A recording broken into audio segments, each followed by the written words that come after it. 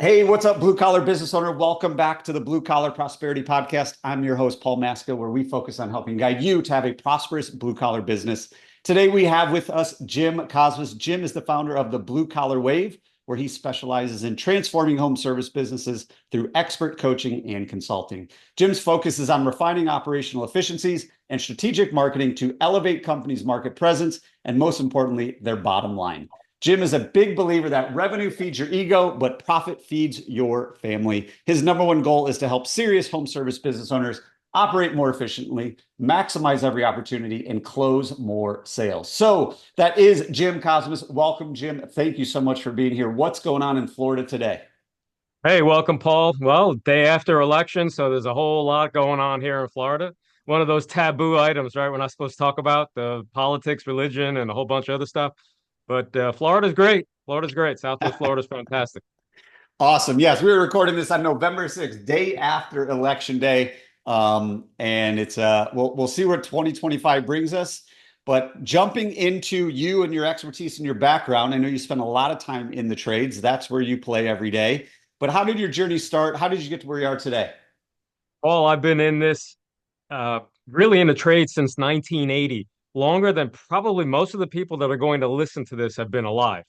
I started off as a technician in the commercial refrigeration, process refrigeration industry, moved into the HVAC industry, very commercial, very large equipment type of stuff, and then eventually moved into the residential services and kind of fell in love with the residential services because for a host of reasons, but really for cash flow reasons, to be honest with you, residential services really do create a whole lot of cash flow versus the commercial side of the world.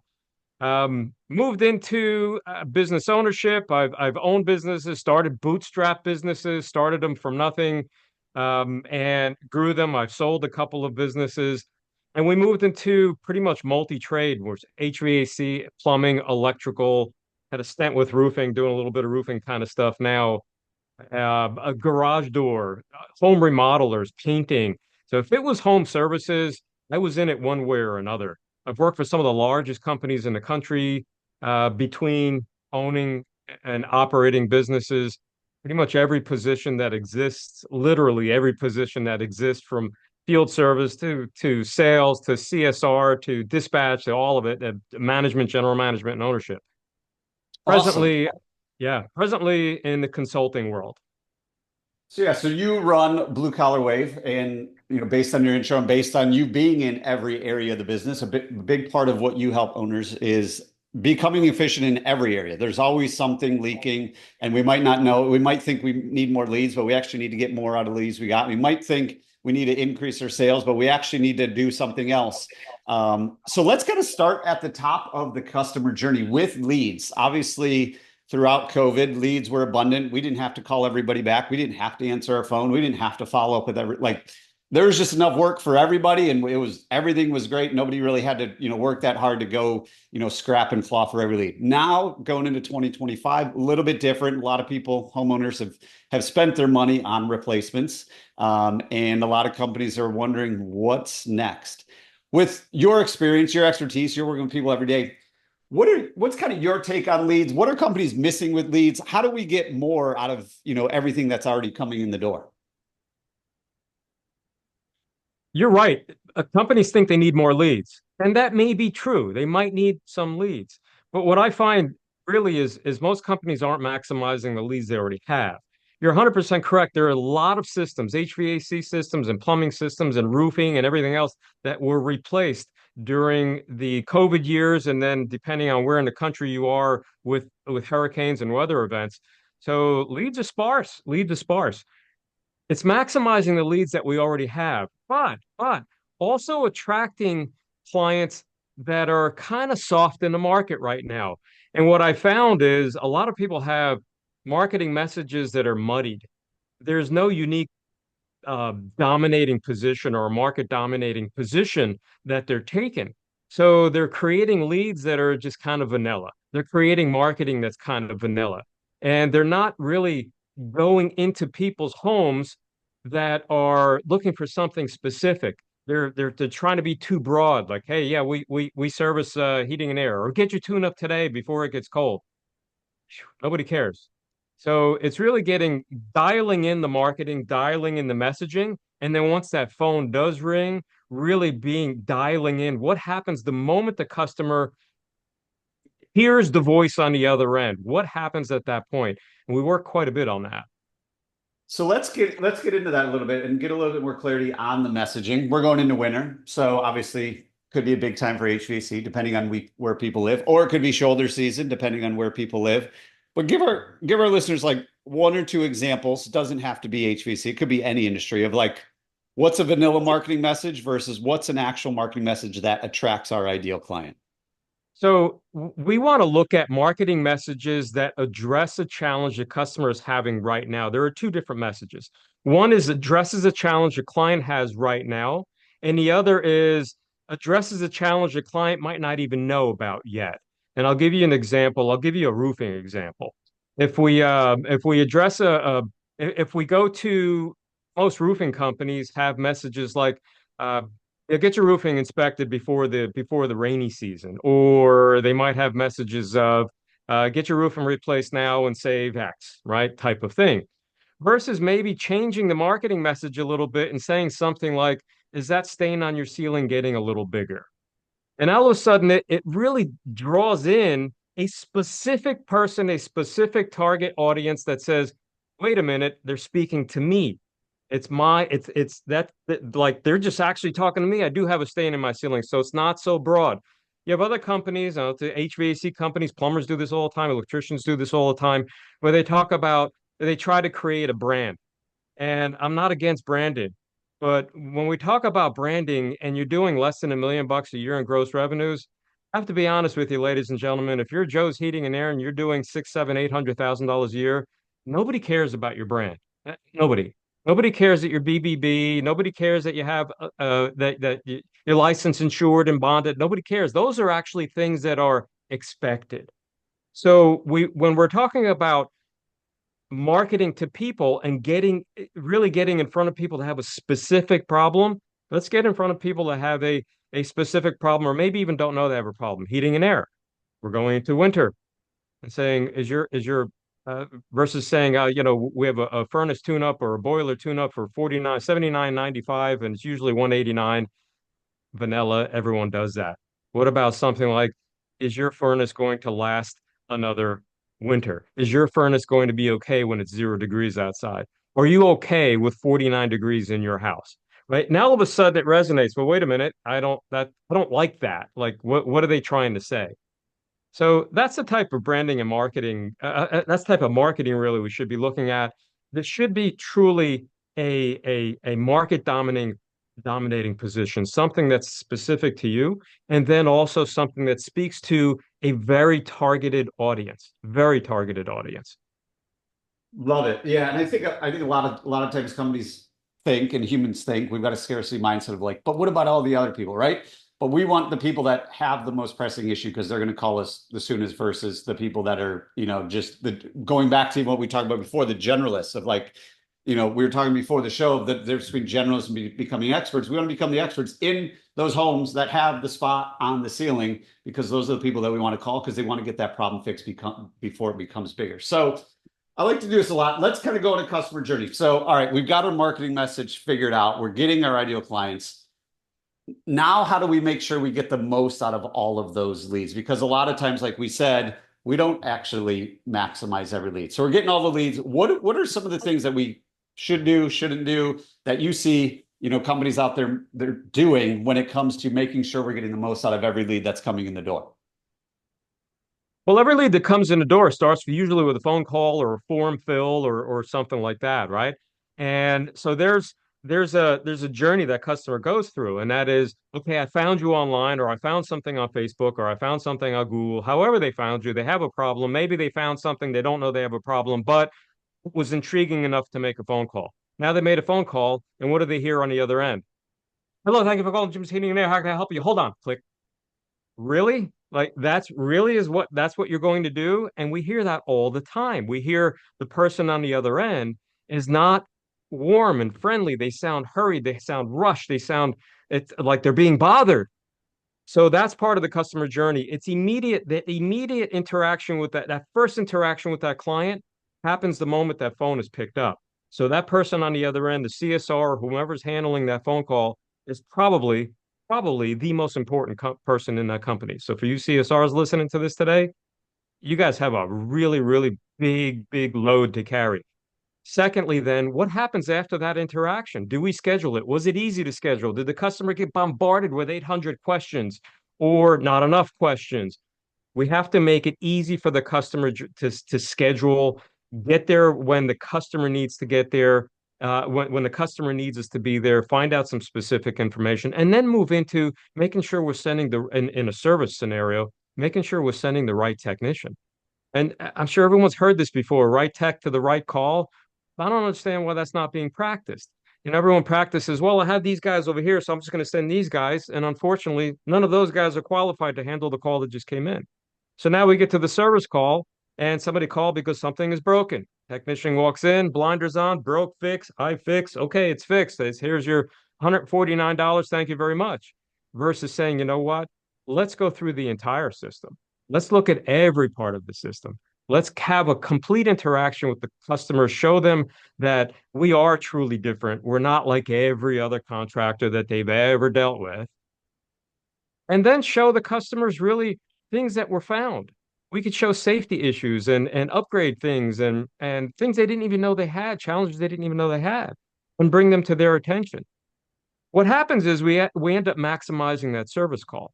And we end up taking that service call from 100, 200, $300 to sometimes double and triple. And we're not ripping people off. We're bringing to their attention things that they simply didn't know. They simply didn't know. So better customer service for the customer, better equipment operation, better revenues clearly for the company. And without company revenues, nobody exists. So these are the things that I think are missing in so many companies, so many companies we've been talking about for years and years. It's truly maximizing that service call.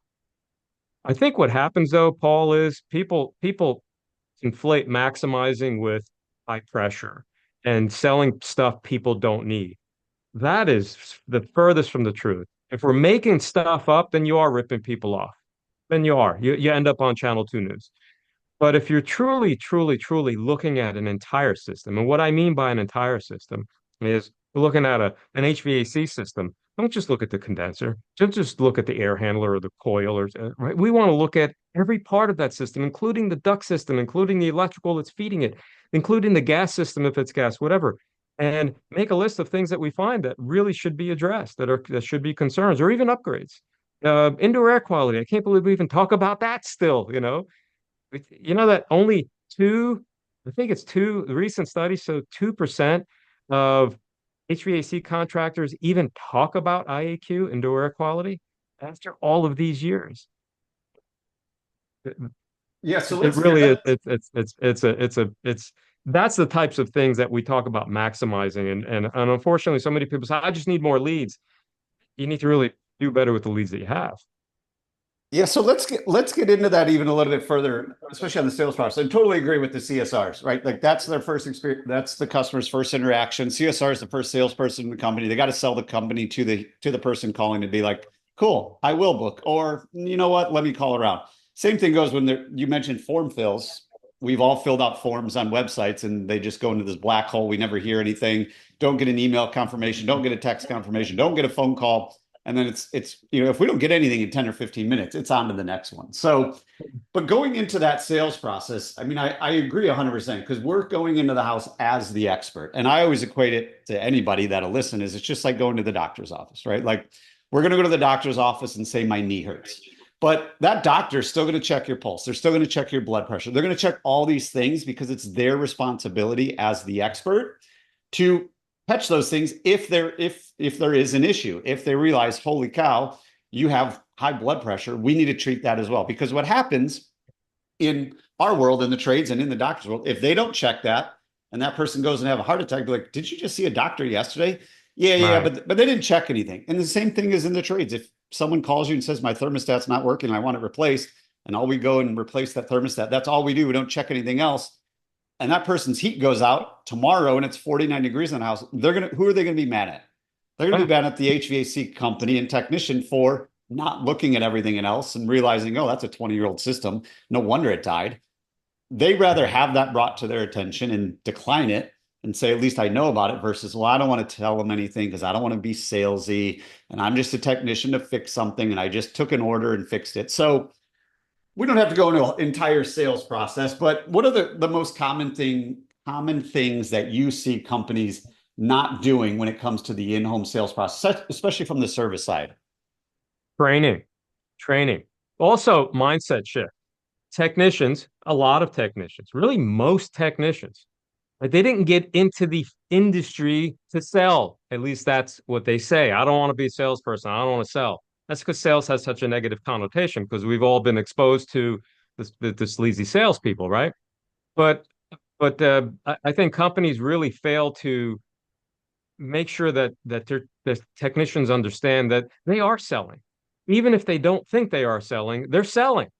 They're selling that repair. Even if they say, you know what, I don't want to do any upgrades, I don't want to do any of that stuff, you still have to sell the repair that you went there to make, that contactor, right? Or that condenser fan motor, or that angle stop on a plumbing fixture. You still have to sell that. There still has to be somebody has to convince somebody of something in order for that to happen. So you are selling. So I think they're what a lot of companies do is they fail to have that paradigm shift with their field staff to get them to understand you are selling. And let's make that perfectly clear. We are in a sales position. Now, with that being said, there has to be an ethical sales process that happens throughout a service call, throughout a sales call, right? There has to be an ethical sales process. We can't wing it. And unfortunately, what happens is we see that often is service guys go out there, best intention, really good techs, man, that really, really good techs, but they're winging it because they haven't been trained. So when it comes to training, what do you see as kind of best practices? Obviously, you help companies with this, but is it weekly training? Is it role playing? Is it ride-alongs? Is it we do something every morning? Obviously, every company's different, every owner is different, every management style is different, but what have you seen that, kind of works the best in most cases? That's an easy one. Yes, Yes, all of it. all of it. None of it is bad, and all of it is excellent. The more you do, the better. If your staff really sees you as a training organization, as an organization that's trying to elevate their skill set, not only their technical skill set, but also their ability to speak, communicate, and sell, um, that to me is just it's priceless. So training starts really from the hiring process and setting an expectation of training at that hiring process. People need to know that when they're hired and they come on, they're coming on to a training organization, an organization that trains continuously. So yes, on training on a weekly basis. Yes, on training on a daily basis. Yes, on a morning huddle. Yes, on a call by call. Yes, on all of those things. But if you had to do one, if you're not large enough to say, you know what, I don't have 15 field guys, right? I can't do that. If you had to do one, just every single week, at least once a week, 1 hour, sit down and go through a sales process training. If you have one, great. If you don't have one, seek out a consultant, a coach, seek out me, blue collar way. That's what we do. That's what we do. We help you implement a sales training process. That's not sleazy, cheesy, pull the rug under for people. That's not a sales process. So one thing I would say is certainly do a sales training every single week.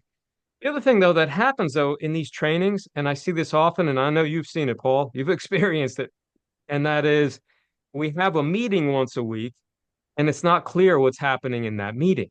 Is it training? Okay, we do 15 minutes of training, then we do 15 minutes of, oh, we have new insurance coming in, then we do 15 minutes of it's a bitch session, right? Oh, you did this wrong, you did that wrong.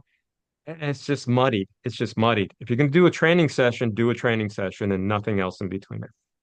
Yeah, and I think that's the huge difference. What's the difference between a meeting and training is when we're training, we're practicing, we're getting better. Meeting is, like you said, we're giving you updates on the company. This is where we're going. This is what happened. This is what we got, all that kind of stuff. And really having those two different times, different days, so that way people, when they show up to training, it's like, all right, that's exactly what we're going to do. So one last thing that I want to kind of dive into, because I've seen this a lot in a lot of companies, is when it comes to pricing. So when most trades companies start, it's started by a technician who used to work at a company and believes I can do this better, cheaper, faster, different, Yep. whatever it is. And they go and set their price. And they set their price basically being like, well, when I worked at Joe's Heating and Air, they charge this. I don't have to charge that much. It's just me. But we never really actually have a formula for pricing. And then when we do start to bring on people, we don't change our pricing, even though we have to pay people to do it. And then what really happens is when we start to adjust our pricing, a lot of times our technicians are like, Jim, there's no way we can charge $500 to put up a ceiling fan, or there is no way anyone's going to, like, going back to that mindset. There's just a lot of, pushback and disbelief and all that. What do you tell people when you're working with people of like, we got to change our pricing and this is what it's got to be? How does that go? How do we get them on board? Give us the ins and outs of that. You nailed it. Most people that get into the home services industry, love them all. I was one of them, but we didn't have a business background. We just didn't have it. I didn't have it when I first got into business. I was just a good tech, right? I could fix stuff, and I could fix it better than my idiot boss could before I got into business, right? And I could do it cheaper than they could. And that's unfortunately that's the mindset. And it's not because you're a bad person. It's just because you don't know what you don't know. And then all of a sudden you realize, insurance and I have gas and all these other things. So there are costs associated with this. We need to be very, very clear on financials training for business owners and business managers. They need to understand how to look at their financials. They don't need to be CPAs. They don't need to be like at the level that you are, Paul, but they do need to have a complete and thorough understanding of their financials and what they mean. So they can look at just the P&L and say, you know what? There are some things on here that I need to speak to somebody about. So first thing. Second is price lives in here for most contractors. It's in their mind. It's not in your customer's mind. They don't know the difference. And I know what we're going to hear. Yeah, yeah, but they got it on the internet and they see a contactor for $8 and you're charging $350. Yep, that's true. That's true. But price objections live mostly in the mind of the contractors and the technicians. Because what happens is they tend to sell from their own wallet and they tend to feel that, man, I wouldn't pay for this much for this. Not a chance I would pay $387 for this contactor. And the reason is because they know what it costs. They know what it takes. And they place no value in their own what they can do all the years. And they exchange time for money. They say, well, you know what? It's going to take me 15 minutes. How can I charge $387? So what I tell people all the time is you have to move away from that mindset. And I tell them this, you are not your customer. Give them exactly what they need, give them exactly what you found and exactly what it costs to do that. Build enough value so the value far exceeds the dollars, far exceeds that. And we do that. There's a host of ways of doing that. And at that point, get the right price and leave it to the customer to say yes or no. And if they say no, there are methods to overcome those things too. But I'm with you, man. It's unfortunate that contractors are afraid to raise their prices, and that's one of the strategies that I teach heavily is price increases. Um, there's another reason why contractors are afraid to raise their prices, though, real quick, and that is they think the customer will know. Well, last year you were getting this for a contactor. This year you're getting that. What gives? Nobody knows that. It's not like you go to a coffee shop every day and the coffee was $3.87 and tomorrow's $4.25. You notice it, right? You don't notice what we do in the services. You just don't. You just don't. So get out of your own head on the pricing and Love truly it. understand your financials. Yeah, and I think it really does come down to that because once you understand what you need to charge and why you need to charge it, then it's justifiable and head like, well, if we want to stay in business, have the best techs, have the best systems and processes, best vehicles, all the things that we're promising, then this is what we have to charge in order to deliver on all that. So we've talked about a lot of stuff, Jim. We've talked about leads, we've talked about marketing and messaging and sales and pricing and training and all that. But as we start to wrap up, I want you to give our listeners one thing they can do, one action item, so they can start to move their business a little bit forward. So, what is one thing they could do within the next 24 hours to move their business forward, even just 1%? Raise your prices by 5%. No matter what you're charging now, raise your prices by 5% across the board. Across the board. If you raise your prices by 5%, how many customers do you think you'll lose as a result of it? I'm going to go with a nice big round number, but even if you lost 10% of your clientele base, it's still going to equate to probably a 35% increase in your bottom line revenue. What happens, bottom line profits? What happens when you increase your prices 5%? Where does that 5% go? Straight to the bottom line. Straight to the bottom. Straight to the bottom. There are no additional costs associated. The easiest thing to do, 5% across the board. But now you have to have a conversation with your service people, right? We have to have a conversation with our CSR. We have to make sure everyone's bought in. But once that's done, raise your prices 5%, the easiest thing to do. Love it. Jim Cosmas, thanks again for coming on the show, sharing your journey, and providing a ton of actionable advice, insight, and wisdom for all the blue collar business owners out there as we continue our journey to prosperity. Before we sign off, Jim, though, where can our listeners go to keep in touch with you and learn more about what you can do for them? Easiest place to go, a whole lot of free resources, free training, and there's a simulator at the bluecollarwave.com. It's the bluecollarwave.com. There's a simulator that could show you exactly what will happen if you make tiny little incremental changes in your business. Real easy to do. The bluecollarwave.com. Awesome. There you guys have it. Go to the bluecollarwave.com. Check it out. Ton of free resources there. Jim, thanks again for coming on the show today. Really appreciate your time.